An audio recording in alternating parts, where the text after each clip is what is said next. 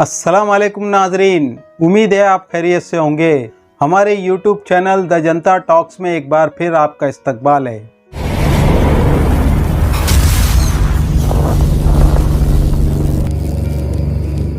पाँच सितंबर दुनिया इसको टीचर्स डे के नाम से याद करती है।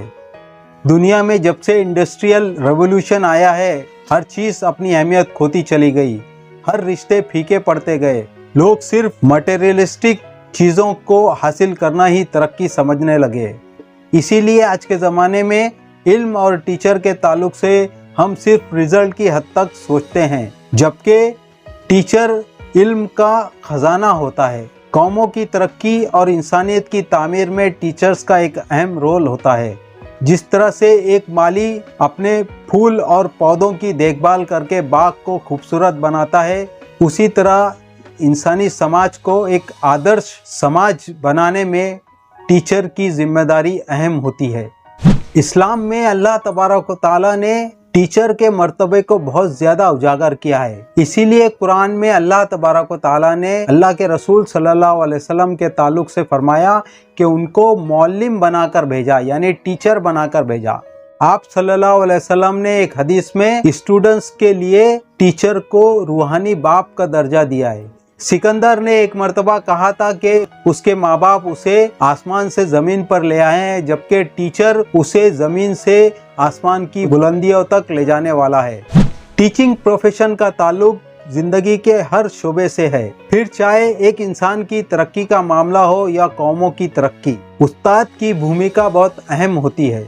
अगर उस्ताद अपनी जिम्मेदारी सही तरीके से अदा न कर सके तो समाज की बुनियादें हिल जाती हैं। समाज हैवानियत, खुद पसंदी और मुफाद परस्ती का शिकार हो जाता है। इमाम अबू हनीफा के शागिर्द इमाम अबू यूसुफ ने एक मर्तबा इमाम अबू हनीफा से पूछा कि उस्ताद कैसा होता है, तो इमाम अबू हनीफा ने जवाब दिया कि जब टीचर बच्चों को पढ़ा रहा हो तो उसे गौर से देखो। अगर टीचर बच्चों को अपने बच्चे समझकर पढ़ा रहा हो तो वो उस्ताद है, और अगर वो दूसरों के बच्चे समझकर पढ़ा रहा है तो वो उस्ताद नहीं है। एक टीचर की जिम्मेदारी नई नस्ल की तरबियत करके समाज और मुल्क को तरक्की की बुलंदियों तक पहुंचाना है।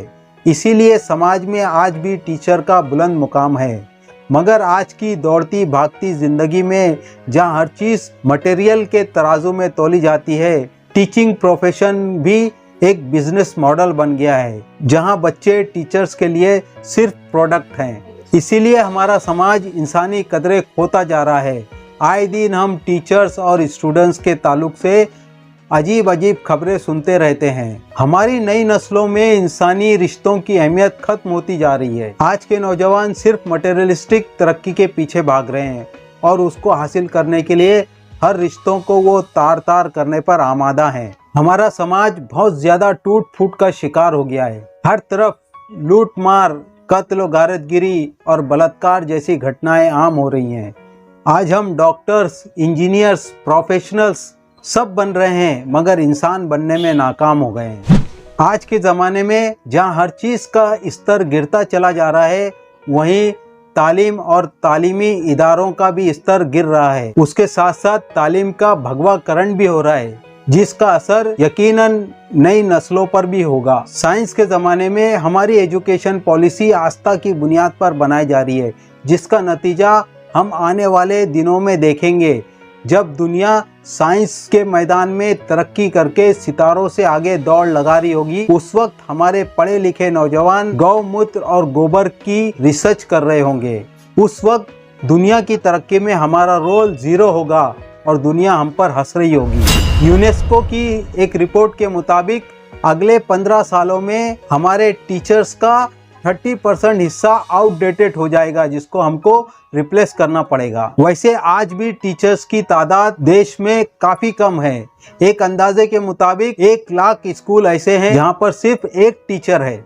पूरे मुल्क में 11,16,000 टीचर की पोस्ट खाली पड़ी हुई है। प्राइमरी स्कूल में 7.7% और अपर प्राइमरी स्कूल में 3.3% अनक्वालिफाइड टीचर्स पढ़ा रहे हैं। एक न्यूज के मुताबिक टीचर्स अपने वक्त का सिर्फ 19% हिस्सा क्लासरूम में देते हैं और बाकी का टीचर्स का वक्त गवर्नमेंट की तरफ से सर्विस और ऑफिशियल वर्क में ही इस्तेमाल होता है। इन सब चैलेंजेस के बावजूद एक टीचर्स की रिस्पॉन्सिबिलिटी कम नहीं होती। अब खुद टीचर्स को इन चैलेंजों का मुकाबला करते हुए एक स्टूडेंट्स की ओवरऑल तरक्की की फिक्र करना चाहिए। साथ ही साथ पेरेंट्स को भी टीचर्स के साथ में मिलकर अपनी नई नस्लों की फिक्र करनी चाहिए।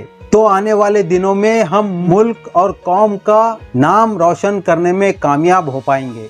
उम्मीद है कि ये वीडियो आपको पसंद आया होगा। वीडियो पसंद आने पर ज़्यादा से ज़्यादा लाइक कीजिए, दोस्तों के साथ में शेयर कीजिए। हम आइंदा किसी नए वीडियो में आपसे फिर मुलाकात करेंगे। तब तक अल्लाह हाफिज़।